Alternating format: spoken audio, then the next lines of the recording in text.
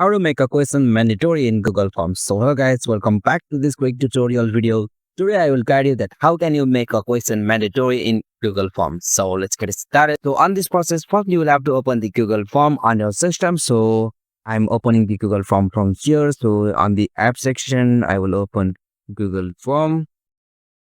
Okay, so after you open the Google Form, you will be able to see your recent form from here. So I will open this recent form from here for the demo.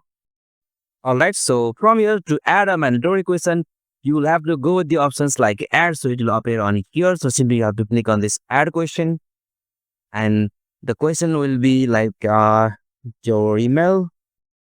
Okay, so I have added this question on this Google Form. So to make it mandatory, I will go to options like required here. So simply you have to turn on this required option from here. So the question will be mandatory from here. So you have to turn on this from here. And now, as you can see, the question your email has been mandatory on the form. So to remove this, revert this process, so you can as usual turn it off from here. So this is the simplest method to turn on the mandatory setting on your Google Form. So hope this video was helpful to you, and if any queries are added, just let me know them in comment section below. Thank you for watching this video.